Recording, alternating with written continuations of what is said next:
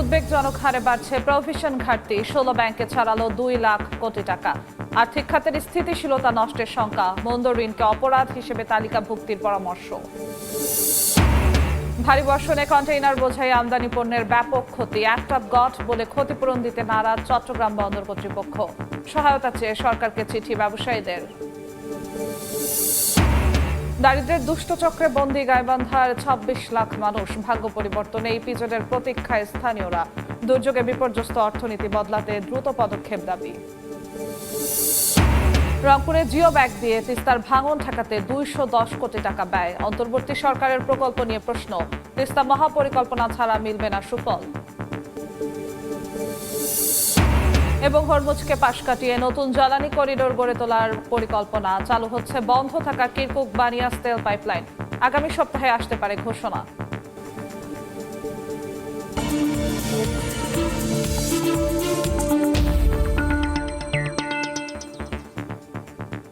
দেখছিলেন শিরোনাম। আমন্ত্রণ জানাচ্ছি দেশ ও দেশের বাইরের অর্থ বাণিজ্যের নানা খবর নিয়ে আমাদের নিয়মিত আয়োজন এ সময়ের বাণিজ্যে। আপনাদের সঙ্গে আছি আমি জিন্নাতারা যশোয়া। এবার 16টি ব্যাংকে প্রভিশন ঘাটতি ছাড়িয়েছে 2,05,000 কোটি টাকা, যা ডিসেম্বর প্রান্তিকের তুলনায় 7,500 কোটি টাকা বেশি। আর্থিক খাতের এমন পরিস্থিতি আন্তর্জাতিক রেটিং ও যে কোনো দেন দরবারে বড় উদ্বেগ হিসেবে দেখছেন ব্যাংক খাত সংশ্লিষ্টরা। পাশাপাশি ইচ্ছাকৃত খেলাপি ঋণকে বারবার পুনঃতফসিল বা কুঋণের সুযোগ না দিয়ে অপরাধ হিসেবে তালিকাভুক্ত করার পরামর্শ বিশ্লেষকদের। সালিয়া সুলতানার রিপোর্ট। প্রভিশন ঘাটতি অর্থাৎ সম্ভাব্য খেলাপি ঋণের বিপরীতে ব্যাংকগুলো পর্যাপ্ত সংরক্ষণ রাখতে ব্যর্থ হলে ব্যাংকগুলোর নতুন ঋণ বিতরণের সক্ষমতা কমে যায়, মূলধনের উপর চাপ বাড়ে এবং মুনাফা হ্রাস দেখা দেয়। গত ডিসেম্বরে এই প্রভিশন ঘাটতি 18টি ব্যাংকের ছিল 1,98,260 কোটি টাকা। 3 মাস পর 16টি ব্যাংকের মোট প্রভিশন ঘাটতি 2,05,000 কোটি টাকা ছাড়িয়ে যায়, যা প্রায় 7,500 কোটি টাকা বেশি। দীর্ঘমেয়াদে এই পরিস্থিতি আমানতকারীদের আস্থা দুর্বল করা, বিনিয়োগকারীদের উদ্বেগ বাড়ানো এবং পুরো ব্যাংকিং খাতের স্থিতিশীলতার জন্য ঝুঁকি তৈরি করতে পারে, যা আন্তর্জাতিক রেটিংয়েও প্রভাব ফেলে। ব্যাংকগুলোর যখন আমরা ইন্ডাস্ট্রি অ্যাভারেজ হিসাব করি, খেলাপি ঋণের হার ইন্টারন্যাশনাল স্ট্যান্ডার্ডের চাইতে অনেক বেশি খারাপ। স্বাভাবিকভাবে প্রভিশনের ঘাটতির পরিমাণে অনেক বেশি, যার ফলে আমাদের কান্ট্রি রেটিংয়ের উপর একটা নেতিবাচক প্রভাব পড়ছে। যার ফলে আমরা কস্ট অফ ক্রেডিট, আমরা যে বৈদেশিক সাহায্য বা ঋণ নেওয়ার ক্ষেত্রে আমাদের ব্যয় অধিক বৃদ্ধি পাচ্ছে। বিশ্লেষকরা বলছেন, খেলাপি ঋণ দ্রুত আদায়, সুশাসন নিশ্চিত, ঝুঁকিভিত্তিক ঋণ ব্যবস্থাপনা জোরদার ও প্রয়োজনে মূলধন পুনঃসংস্থানই প্রভিশন ঘাটতি কমানোর একমাত্র উপায়। এই পরিমাণ প্রভিশনের জায়গাটা তৈরি হলো কোত্থেকে? ডিফল্ট থেকে। আর ডিফল্টের ব্যাপারটা এটা ইউ আর রাইট, আমরা ডিফল্টটাকে ক্রেডিট রিস্ক ক্যাটাগরিতে রাখি। তো এইটার যে পরিমাণ ক্রেডিটকে ক্রেডিট রিস্ক ক্যাটাগরিতে রাখতে পারবেন, তার থেকে বেশি যেটা উইলফুল, সেটাকে আমরা বরং অপারেশনাল রিস্কের ক্যাটাগরিতে রাখা উচিত বলে আমি মনে করি। অপারেশনাল রিস্কের কোন ক্যাটাগরি? এটা কিন্তু ক্রাইম, ফ্রড ক্যাটাগরিতে, ক্রাইমের ক্যাটাগরিতে। ঘাটতিতে থাকা 14টি ব্যাংকের তথ্য পর্যালোচনায় দেখা যায়, এর মধ্যে সরকারি 4টি ব্যাংকের ঘাটতি প্রায় 1,02,000 কোটি টাকা এবং বেসরকারি 10টি ব্যাংকের ঘাটতি প্রায় 1,03,000 কোটি টাকা। সেলিয়া সুলতানা, সময় সংবাদ, ঢাকা। দর্শক, আমরা প্রতিবেদনটি দেখলাম। প্রভিশন ঘাটতি ও ব্যাংক খাতের বর্তমান অবস্থা নিয়ে আলোচনার জন্য আমাদের সঙ্গে ভার্চুয়ালি যুক্ত হয়েছেন ঢাকা বিশ্ববিদ্যালয়ের ব্যাংকিং অ্যান্ড ইন্স্যুরেন্স বিভাগের চেয়ারম্যান অধ্যাপক ডক্টর শহীদুল জাহিদ। স্যার, এ সময়ের বাণিজ্যে আপনাকে স্বাগত জানাচ্ছি। জি, থ্যাংক ইউ। আমরা আমাদের সহকর্মীর প্রতিবেদনে যেমনটা দেখলাম যে ডিসেম্বর শেষে ব্যাংকগুলোর প্রভিশন ঘাটতি প্রায় 2,05,000 কোটি টাকায় পৌঁছেছে। এই সংখ্যাটা ব্যাংক খাতের সম্পর্কে এই মুহূর্তে কি বার্তা দিচ্ছেন? আপনাকে ধন্যবাদ জানাই। দেখুন, ব্যাংকিং খাতে প্রভিশন ঘাটতি এটা এক ধরনের রেগুলেটরি ব্যর্থতা। আমাদের ব্যাংকিং থিওরি এবং প্র্যাকটিস অনুযায়ী যে কোনো ব্যাংকিং প্রতিষ্ঠান, বিশেষ করে বাণিজ্যিক ব্যাংক সমূহ, তাদের যে পরিমাণ আমানত এই মুহূর্তে পেয়ে থাকে, সেই আমানতের এগেইনস্টে এটা কিন্তু তাদেরকে প্রভিশন মেইনটেইন করতে হয়। কিন্তু আমরা দীর্ঘদিন ধরে লক্ষ্য রাখছি যে বাংলাদেশে বিশেষ করে বাণিজ্যিক ব্যাংক সমূহ, তফসিলি বাণিজ্যিক ব্যাংক সমূহ, তারা তাদের এই রেগুলেটরি কমপ্লায়েন্স যেটা আছে সেটা সঠিকভাবে প্রতিপালন করতে ব্যর্থ হচ্ছে। এখানে যে বিষয়গুলো খুবই জরুরি সেটা হচ্ছে যে প্রভিশন রাখা হয়, এই সঞ্চিতিগুলো রাখা হয় মূলত হচ্ছে আমানতকারীদের স্বার্থে। কারণটা হচ্ছে যে কোনো আমানতকারী যখন ব্যাংকে তার আমানতের অর্থ গচ্ছিত রাখেন, যে কোনো সময় তিনি যাতে এই অর্থ উত্তোলন করতে সক্ষম হন, সে কারণেই কিন্তু হচ্ছে এই ধরনের একটি রেগুলেশন, স্ট্রিক্ট রেগুলেশন মেইনটেইন করার কথা। কিন্তু যখন কোনো ব্যাংক আমানতের বিপরীতে এই প্রভিশন গুলো রাখতে ব্যর্থ হন, তাহলে সেই ক্ষেত্রে কিন্তু আমানতকারীরা তাদের যে আমানতের অর্থ সঠিক সময়ে ফেরত পাবেন, এ ধরনের কিন্তু নিশ্চয়তা আমরা দেখতে পারি না। এবং আমাদের ব্যাংকিং খাতে এই মুহূর্তে যে অস্থিরতা পরিবেশ সৃষ্টি হয়েছে, তার অন্যতম কারণ কিন্তু হচ্ছে এই পুঞ্জীভূত প্রভিশন ঘাটতির পরিমাণ। এই প্রভিশন ঘাটতি একদিনে কিন্তু আসলে তৈরি হয়নি। আমরা দীর্ঘদিন ধরে কিন্তু আসলে লক্ষ্য করছি যে বাংলাদেশে ব্যাংকিং খাতে অস্থিরতা সৃষ্টি হয়ে আছে। সেই অস্থিরতা সৃষ্টির পিছনে অন্যতম কারণ হচ্ছে এই প্রভিশন ঘাটতি। প্রভিশন যদি সঠিকভাবে মেইনটেইন করতে পারতো আমাদের বাণিজ্যিক ব্যাংকগুলো, তাহলে আমানতকারীরা তাদের আমানতের অর্থ ফেরত পাওয়ার জন্য তাদেরকে রাস্তায় নামতে হতো না, দুয়ারে দুয়ারে ঘুরতে হতো না, মানববন্ধন করতে হতো না, মিছিল মিটিং করতে হতো না, বিভিন্ন জায়গায় ধর্ণা বা স্মারকলিপি দেওয়ার মতো পরিবেশ সৃষ্টি হতো না। জি। আমাদের কাছে যেটা স্পষ্টত মনে হয় যে বাণিজ্যিক ব্যাংকগুলো এখানে বড় ধরনের একটি গাফিলতির পরিচয় দিয়েছে এবং রেগুলেটর যারা ছিলেন বা এখনো আছেন তাদের এটাকে স্ট্রিক্টলি মনিটর করা উচিত। জি, আপনি বলছিলেন যে ব্যাংক খাতের অস্থিরতাগুলোর বড় কারণ এই বড় প্রভিশন ঘাটতি। প্রভিশন ঘাটতির বড় কারণগুলো কি? এই এত বড় প্রভিশন ঘাটতির কারণগুলো কি কি? প্রভিশন ঘাটতির বড় কারণটা হচ্ছে যে ব্যাংকগুলো অতিরিক্ত মুনাফা করার এক ধরনের মানসিকতা। আপনি নিশ্চয়ই জানেন যে বাণিজ্যিক ব্যাংক সমূহ কি পরিমাণ লোন দিতে পারবে, অ্যাডভান্স দিতে পারবে, ডিপোজিটের কত অংশ মূলত হচ্ছে ঋণ বা অগ্রিম হিসেবে প্রদান করতে পারবে, এই ধরনের কিন্তু স্ট্রিক্ট রেগুলেশন আছে। আপনাকে বলি যে ইসলামী ব্যাংকগুলো যেগুলো আছে তারা ৳১০০ আমানতের বিপরীতে সর্বোচ্চ ৳৯২ হচ্ছে লোন দিতে পারে, বিনিয়োগ করতে পারে। আর গতানুগতিক বাণিজ্যিক ব্যাংকগুলো এটা ৳৮২-৮৩ মতো হচ্ছে ঋণ প্রদান করতে পারে। কিন্তু আমরা অবাক হয়ে লক্ষ্য করেছি যে নিকট অতীতে আমাদের অনেক ব্যাংক আছে যারা ৳১০০ আমানতের বিপরীতে তারা ৳১০০ উপরে, দ্যাট মিনস ১২০, কোনো ব্যাংকের ৳১২৫ হচ্ছে এই অ্যাডভান্স টু ডিপোজিট রেশিও। এর অর্থটা হচ্ছে এই সমস্ত ব্যাংক তারা কিন্তু এই রেগুলেটরি যে কমপ্লায়েন্স, দ্যাট মিনস যে প্রভিশন রাখতে হবে, রিজার্ভ রাখতে হবে, সেটা তো রাখেইনি, বরঞ্চ তারা হচ্ছে অন্যান্য কোনো উৎস থেকে তারা হচ্ছে আর্টিফিশিয়াল ফান্ড ক্রিয়েট করে তারা হচ্ছে ঋণ প্রদান করেছে। এগুলো খুবই ঝুঁকিপূর্ণ বিনিয়োগ, ঝুঁকিপূর্ণ ঋণ, ঝুঁকিপূর্ণ হচ্ছে অগ্রিম প্রদান এবং আল্টিমেটলি এখানে বাণিজ্যিক ব্যাংকগুলোর অতি মুনাফা লাভ করার যে মানসিকতা সেটা তো আছেই, সাথে সাথে রেগুলেটরি ফেইলিউর। কারণটা হচ্ছে প্রত্যেকটা তফসিলি ব্যাংক তারা যে ঋণ প্রদান করেন তাদের যে আমানতের স্থিতি, এগুলো time to time regulatory authority হিসেবে কেন্দ্রীয় ব্যাংকে কিন্তু আসলে এই পরিসংখ্যানগুলো চলে যায় জি। এবং এই তফসিলি ব্যাংকগুলোর প্রত্যেকটা বোর্ড মিটিং এ যে সিদ্ধান্তগুলো আসে সেগুলো কিন্তু সেন্ট্রাল ব্যাংকে ভেরিফিকেশনের জন্য, র্যাটিফিকেশনের জন্য চলে যায়। এতদিন পর্যন্ত তাদের তফসিল দেওয়া ব্যাংকগুলোতে এত বিশাল পরিমাণ যে প্রভিশন ঘাটতি সেটা হয়তো ওভারলুক করেছে। জি, সেক্ষেত্রে এই মুহূর্তে বিভিন্ন দেন দরবারের ক্ষেত্রে, আন্তর্জাতিক রেটিং এর ক্ষেত্রে, বিনিয়োগের ক্ষেত্রে কি প্রভাব পড়তে পারে? এটা বাংলাদেশে ব্যাংকিং খাতের জন্য সত্যিকার অর্থে অশনি সংকেত। কারণটা হচ্ছে শুধুমাত্র ব্যাংকগুলো তো আভ্যন্তরীণ অর্থনীতির মূল চালিকা শক্তি তাই না। বাংলাদেশ তথা যেকোনো দেশেরই বহির্বাণিজ্যের ক্ষেত্রেও কিন্তু বাণিজ্যিক ব্যাংকগুলো অভূতপূর্ব ভূমিকা পালন করে থাকে, অর্থনৈতিক অগ্রগতিতে ভূমিকা পালন করে থাকে। এখন প্রভিশন ঘাটতি আছে এই ধরনের ব্যাংক যখন আমদানির এগেইনস্টে বা রপ্তানির এগেইনস্টে এলসি ওপেন করবে বা এলসি মর্যাদা দান করবে, বাইরের কোনো দেশের ব্যাংক সেগুলো হয়তো সঠিকভাবে মর্যাদা নাও প্রদান করতে পারে। বাংলাদেশের বাণিজ্যিক ব্যাংকগুলো এলসি ওপেন করে দিল, সেটা বাইরের দেশের কোনো ব্যাংক সেটাকে গ্রহণ নাও করতে পারে, রেটিংটা পড়ে যেতে পারে। তার চেয়েও বড় কথা হচ্ছে যে ব্যাংকিং ব্যবসার যে মূলনীতি আছে, সেই মূলনীতির এটা একটা বরখেলা, এটা একটা ব্যত্যয়। এত বড় ধরনের ব্যত্যয় নিয়ে একটা ব্যাংকিং বিজনেসের মতো ইন্টারমিডিয়ারি বিজনেস, এটা তো আসলে ফান্ডামেন্টাল কোনো ব্যবসা না। এরা মূলত হচ্ছে জনগণের কাছ থেকে আমানত গ্রহণ করে এবং সে আমানতের অর্থ কিছুটা বেশি সুদে বা লাভে তারা হচ্ছে বিনিয়োগ করে থাকে। এখন এই ইন্টারমিডিয়ারি ব্যবসাতে এত বড় ধরনের রেগুলেটরি নন কমপ্লায়েন্স যদি থাকে, সেই ক্ষেত্রে ব্যাংকিং ব্যবস্থার প্রতি জনগণের যে আস্থা কমে যাচ্ছে, তার একটা বড় কারণ কিন্তু হচ্ছে এই বাংলাদেশের ব্যাংকিং খাতে নিয়ম কানুন না মেনে ব্যবসা করা। তো সুতরাং বাংলাদেশের আভ্যন্তরীণ বাণিজ্যে, আভ্যন্তরীণ অর্থনীতিতে জনগণের যে আস্থা কমে যাচ্ছে ব্যাংকিং ব্যবস্থার প্রতি, এটা একটা বড় ধরনের কিন্তু আসলে অর্থনীতির জন্য অশনি সংকেত। সাথে সাথে এই সমস্ত ব্যাংকের যখন রেটিং পড়ে যাবে এবং তারা কিন্তু মূলত বহির্বিশ্বের অন্যান্য ব্যাংকগুলোর তুলনায়, অন্যান্য দেশের ব্যাংকিং ব্যবস্থার তুলনায় কিন্তু আসলে পিছিয়ে পড়বে।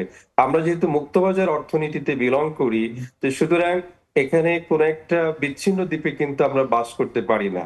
সুতরাং বাংলাদেশের যে ব্যাংকিং সিস্টেম, তাদেরকেও আন্তর্জাতিক মানদণ্ড অনুযায়ী এই সমস্ত রেগুলেটরি কমপ্লায়েন্স গুলো মেনটেন করা উচিত, যাতে করে আন্তর্জাতিক মানদণ্ড মেনটেন করতে পারে, কম্পিটিশনে তারা এগিয়ে যেতে পারে, দেশের আপামর জি। অর্থনৈতিক উন্নয়নে তারা সম্মুখ ভূমিকা পালন করতে জি পারে। খেলাপি ঋণের প্রসঙ্গে একটু ছোট্ট করে শেষ সময়ে জানতে চাই যে খেলাপি ঋণের ক্ষেত্রে পুনঃতফসিল বা ঋণ পুনঃগঠনের যে সুবিধা দেয়া, এটিকে আসলে প্রকৃত সমস্যাকে আড়াল করে দেয় কিনা, সেক্ষেত্রে এটিকে অপরাধ হিসেবে দেখানো বা কি হতে পারে, আপনার কি পরামর্শ? না, এটা সরাসরি অপরাধ হিসেবে বলা যাবে না, তবে এটা খুব হলিস্টিক কোন অ্যাপ্রোচ না। কারণটা হচ্ছে যে টাকাটা আসলে মন্দ হিসেবে মানে অবলোপন করার কথা বলা হচ্ছে, এখন এই অবলোপিত বা ঋণ যেটা আছে, মন্দ মানে শ্রেণীকৃত, এখন এই টাকাগুলো আসলে কে দেবে? এগুলো তো জনগণের টাকা, এগুলো তো আমানতকারীদের টাকা।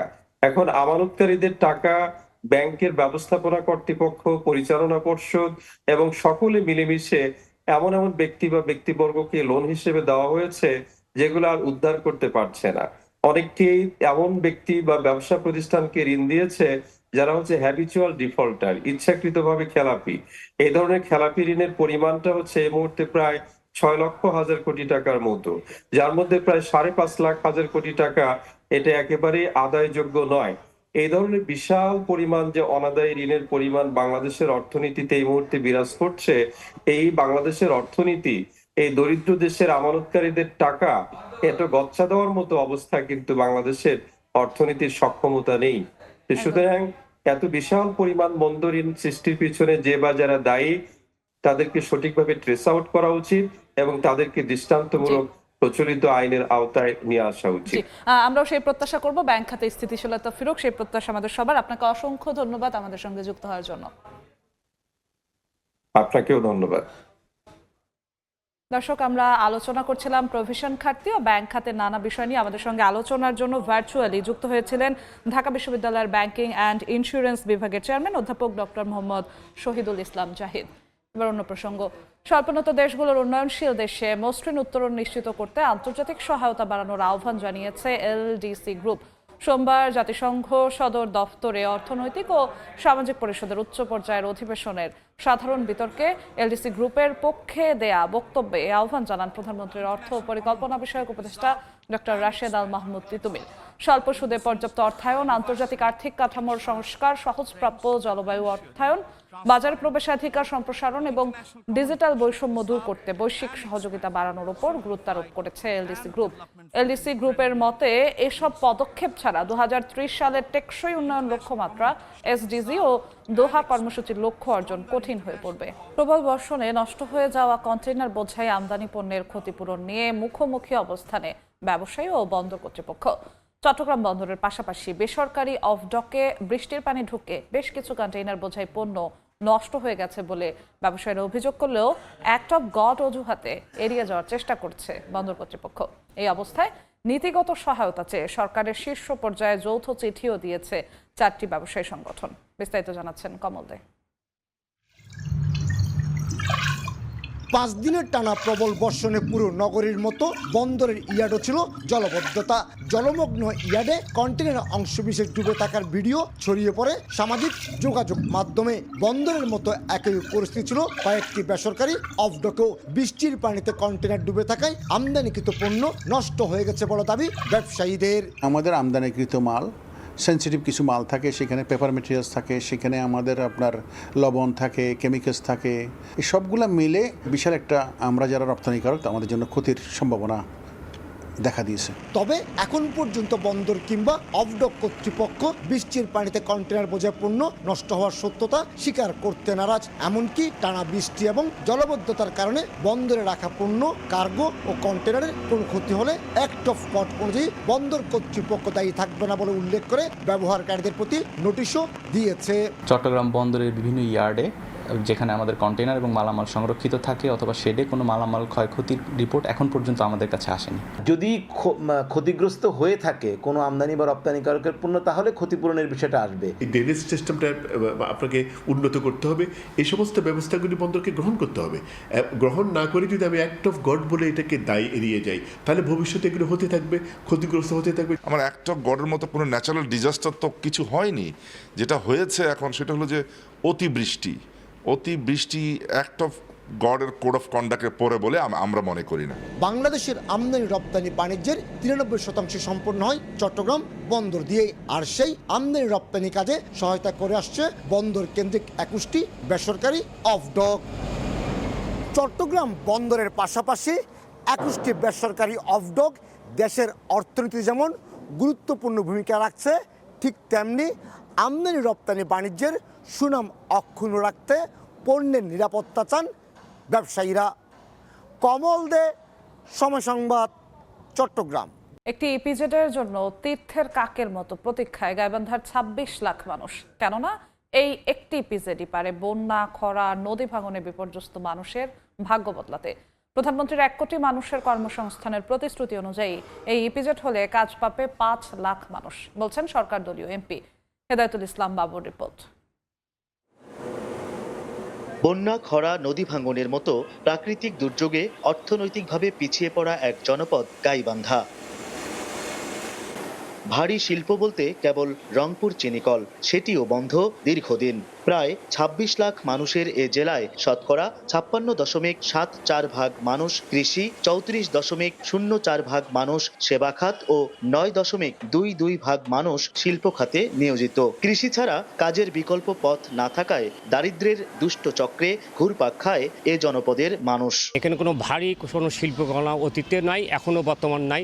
সে কারণে বেকার সমস্যা দূরীকরণের লক্ষ্যে ইপিজেড অবশ্যই দরকার। দরিদ্র জনগোষ্ঠীর এই বেকারত্ব দূরীকরণের জন্য ইপিজেড খুবই প্রয়োজন। অতি দ্রুত সরকারের উচিত গাইবান্ধা যত ইপিজেডটা হয় সেজন্য ব্যবস্থা নেওয়া। ইপিজেড নির্মাণের জন্য রংপুর চিনিকলের সাহেবগঞ্জ ইক্ষু খামারে বেবজার কাছে জায়গাও হস্তান্তর করে শিল্প মন্ত্রণালয়। প্রস্তাবিত এই ইপিজেড থেকে 70 কিলোমিটার দূরে সৈয়দপুর বিমানবন্দর, 32 কিলোমিটার দূরে হিলি স্থলবন্দর, 34 কিলোমিটার দূরে বগুড়া বিমানবন্দরের অবস্থান। গাইবান্ধা, রংপুর, দিনাজপুর এই এরিয়ার আমার যদি একটা এখানে ইপিজেড হতো, ওই লোকগুলো এখানে কাজ করতে পারতো এবং ওইখানকার চেয়েও কম বেতনে তারা কাজ করতে পারতো, কিন্তু তারপরও তাদের জীবন মান উন্নত থাকতো। স্থানীয় সংসদ সদস্য বলছেন, ইপিজেড বাস্তবায়ন হলে মানুষের কর্মহীন হাতে যেমন কাজ জুটবে, পাশাপাশি রক্ষা হবে সরকারের কর্মসংস্থান সৃষ্টির প্রতিশ্রুতি। গভর্নমেন্টের যেহেতু 1 কোটি কর্মসংস্থানের মধ্যে 5 লাখ এখান থেকেই সম্ভব, direct and indirect and extended. So এটা গভর্নমেন্টের প্রায়োরিটিতে আছে, আমরা চেষ্টা করছি। রংপুর চিনিকলের বাগদা ফার্মের 1842 একর জমির মালিকানা নিয়ে বিরোধ মিটিয়ে ইপিজেড বাস্তবায়নের দাবি ব্যবসায়ী ও সচেতন নাগরিকদের। হেদায়েতুল ইসলাম বাবু, সময় সংবাদ, গাইবান্ধা। এবার জানাবো ঢাকার পুঁজিবাজারের খবর। সরাসরি চলে যাচ্ছি ডিএসই এর ওয়েবসাইটে। সপ্তাহের তৃতীয় কার্যদিবসে প্রায় 1.5 ঘন্টা লেনদেন হয়েছে ঢাকার পুঁজিবাজারে। এখন পর্যন্ত 1.5 ঘন্টার লেনদেনে ঢাকার পুঁজিবাজার বেশ ভালো অবস্থানেই আছে বলা যায়, কারণ 3 সূচকে রয়েছে ঊর্ধ্বমুখী প্রবণতা। ডিএসই এক্স বা প্রধান সূচক যেটি, সেখানে 28.45 পয়েন্ট বেড়ে পয়েন্ট রয়েছে 5,895 পয়েন্টে, এবং সরিয়া সূচক সেখানে পয়েন্ট বেড়েছে 8.66 পয়েন্ট এবং পয়েন্ট রয়েছে এখন 1205.46 পয়েন্ট। বাছাইকৃত সূচক যে DS30 সূচক, সেই বাছাইকৃত সূচকে রয়েছে ঊর্ধ্বমুখী প্রবণতা, 7.68 পয়েন্ট বেড়ে পয়েন্ট দাঁড়িয়েছে এখন 2210.77 পয়েন্টে। এখন পর্যন্ত যেসব কোম্পানিগুলো আজকে ঢাকার পুঁজিবাজারে লেনদেনে অংশগ্রহণ করেছে, সেসব কোম্পানিগুলোর মধ্যে 232টি কোম্পানির শেয়ারের দামই বৃদ্ধি পেয়েছে।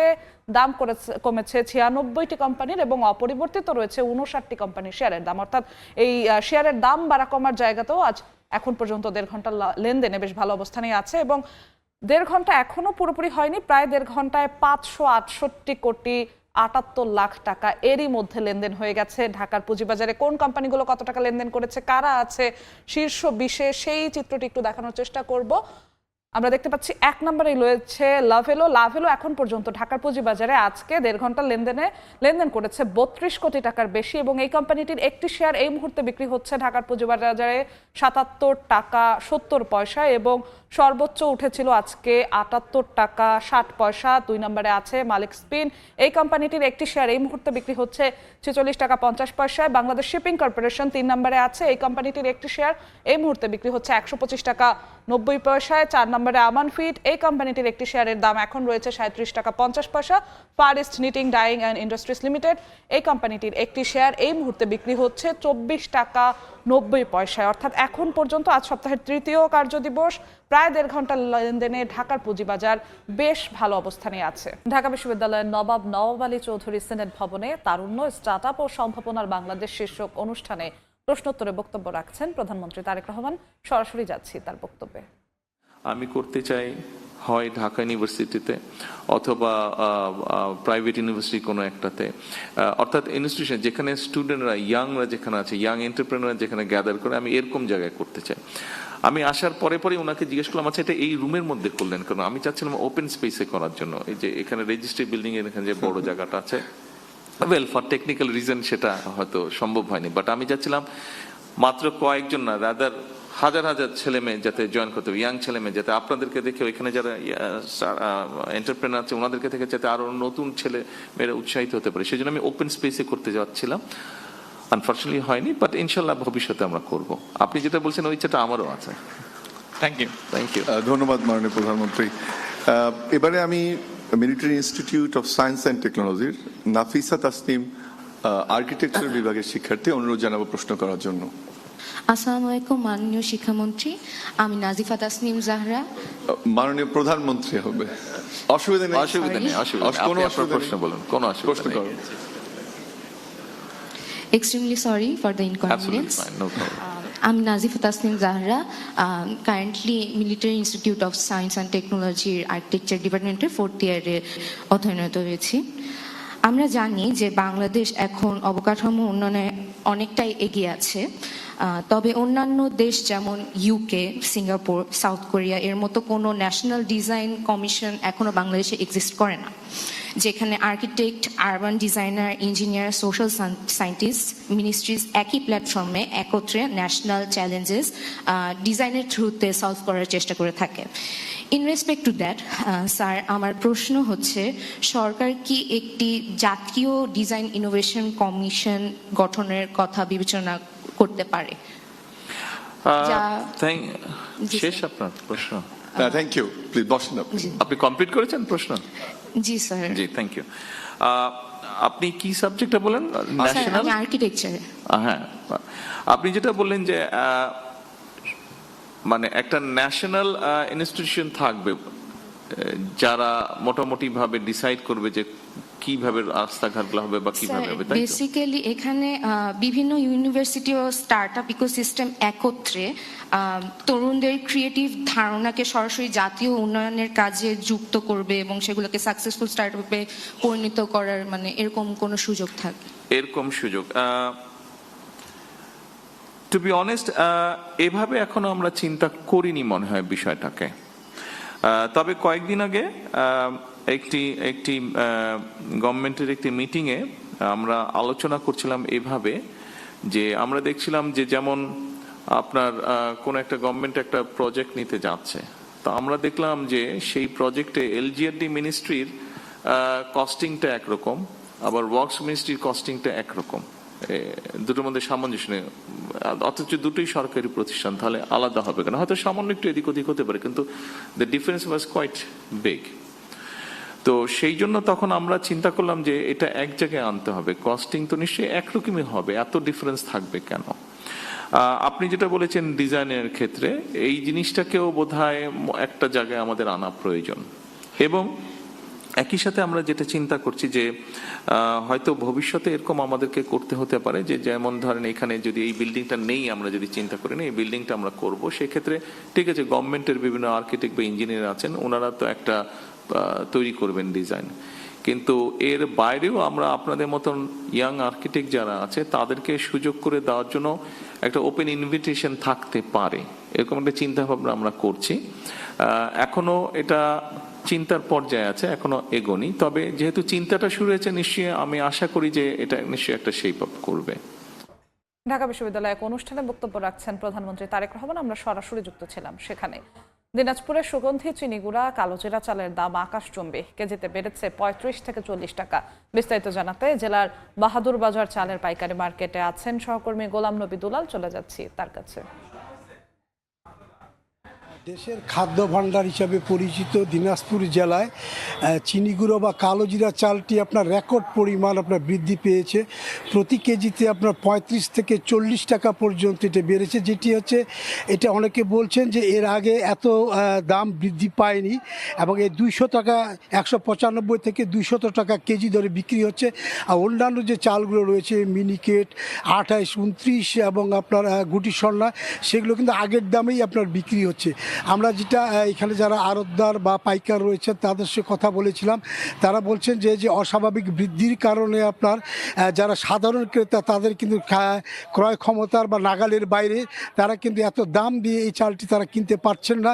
বিভিন্ন অনুষ্ঠানে এটি চাল এটা আপনার এটা বিক্রি হয়ে থাকে, এবং এইটি অনেকে বলছেন যে এই চালটি কিন্তু আপনার মিলারদের কাছে তেমন নেই। যারা বড় বড় ব্যবসায়ী এবং তারাই কিন্তু এই চালটিকে মজুত করেন এবং তারা নিয়ন্ত্রণ করেন।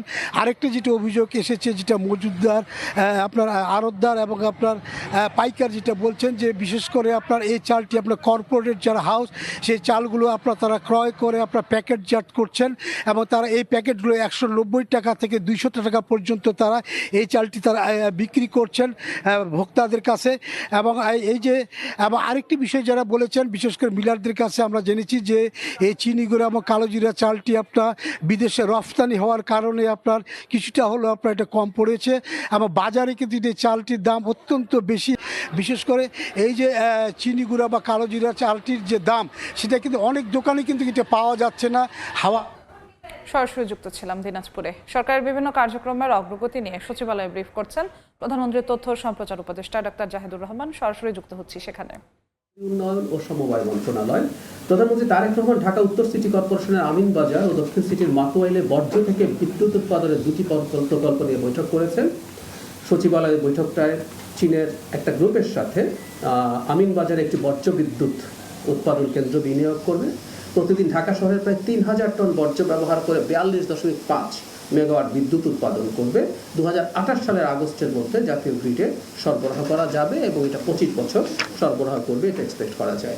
বর্জ্য ব্যবস্থাপনা, সেটা যদি বর্জ্যকে দিয়ে আমরা বিদ্যুৎ উৎপাদন করতে পারি, এটা অসাধারণভাবে এই আলাপ বহুদিন থেকে চলছে, কিন্তু আমরা বিশ্বাস করি খুব দ্রুতই এটা আলোর মুখ দেখবে। জি, সময়টা আবার বলছি, এটা ঢাকা শহরে 3000 টন বর্জ্য ব্যবহার করে 42.5 মেগাওয়াট বিদ্যুৎ উৎপাদন করবে। 2028 সালের আগস্টের মধ্যে জাতীয় গ্রিডে বিদ্যুৎ সরবরাহ করবে বলে আশা প্রকাশ করা হচ্ছে, এবং 25 বছর এটা আমাদেরকে বিদ্যুৎ সরবরাহ করতে পারবে।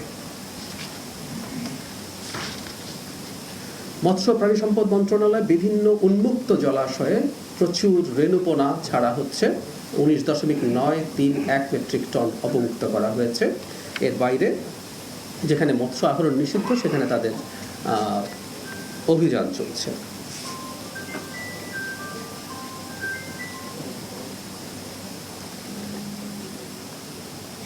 বিজ্ঞান ও প্রযুক্তি মন্ত্রণালয় বিগত 15 থেকে 18 জুন INIR মিশনের সংক্রান্ত সেমিনার বাংলাদেশ পরমাণু শক্তি কমিশনের প্রধান অনুষ্ঠিত। ওখানে যেটা হয়েছে, রূপপুর পারমাণবিক বিদ্যুৎ কেন্দ্রের বিভিন্ন অবকাঠামোগত উন্নয়ন পর্যালোচনা করা হয়েছে।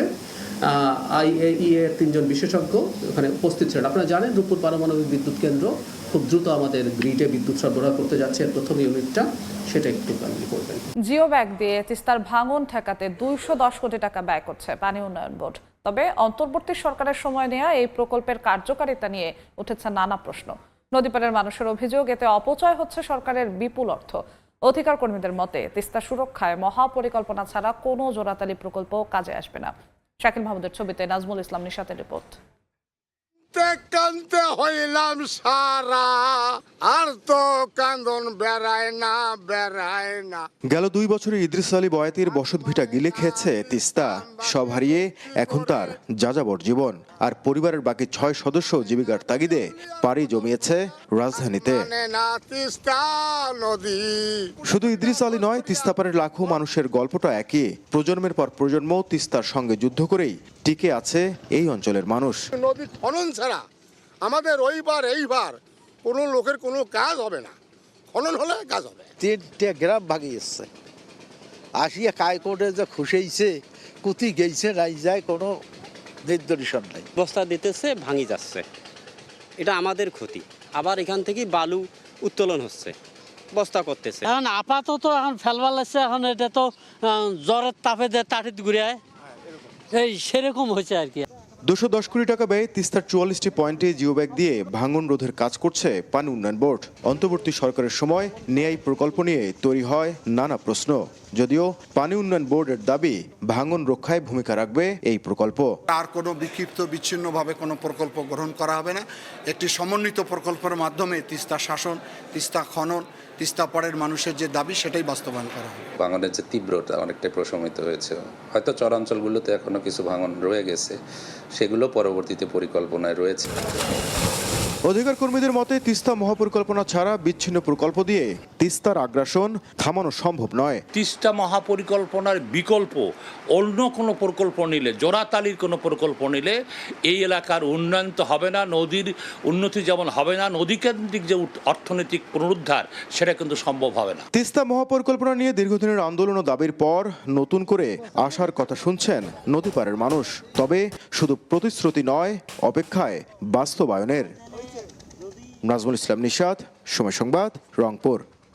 মোবাইল আর্থিক সেবায় ক্যাশ আউট খরচ কমানোর ঘোষণা দিয়েছে বিকাশ। এখন থেকে নির্ধারিত 2টি প্রিয় এজেন্ট নম্বর থেকে মাসে সর্বোচ্চ 50,000 টাকা পর্যন্ত ক্যাশ আউট করলে প্রতি হাজারে খরচ হবে 13 টাকা 95 পয়সা। দেশের 5,30,000-এর বেশি এজেন্টের মধ্য থেকে 2 জনকে প্রিয় এজেন্ট হিসেবে নির্বাচন করতে পারবেন গ্রাহকরা। প্রয়োজনে মাস শেষে এই এজেন্ট পরিবর্তনের সুযোগও থাকবে। তবে মাসে 50,000 টাকার বেশি ক্যাশ আউট করলে কিংবা প্রিয় এজেন্ট ছাড়া অন্য এজেন্ট থেকে টাকা তুললে আগের মতোই প্রতি হাজারে 18 টাকা 50 পয়সা চার্জ প্রযোজ্য হবে। দেশ জুড়ে শুরু হয়েছে নারী স্বাস্থ্য সুরক্ষা ব্র্যান্ড ফ্রিডমের বিশেষ ক্যাম্পেইন কৃতি নাকি গোল্ড। ক্যাম্পেইনের অংশ হিসেবে দেশব্যাপী আয়োজন করা হয়েছে বিজয়ী সম্মাননা ক্যারাভান। প্রতিষ্ঠানটি জানায়, ক্যাম্পেইন শুরুর পর থেকেই দেশের বিভিন্ন প্রান্ত থেকে হাজারো নারী এতে অংশ নিয়েছেন। নির্ধারিত প্যাক কিনে কিউআর কোডে স্ক্যান করে নিবন্ধন করলেই মিলছে স্কুটি অথবা গোল্ড সহ আকর্ষণীয় পুরস্কার জিতে নেওয়ার সুযোগ। জুলাই মাস জুড়ে প্রচারণার পাশাপাশি বিজয়ীদের নিজ নিজ এলাকায় গিয়ে সম্মাননা দেবে ফ্রিডম।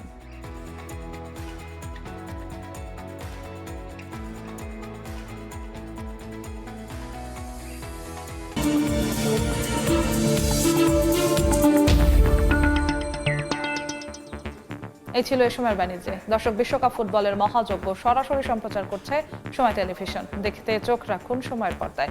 দুপুর 12টার সময় সংবাদ নিয়ে আসছি কিছুক্ষণ পর, সঙ্গেই থাকুন সময়।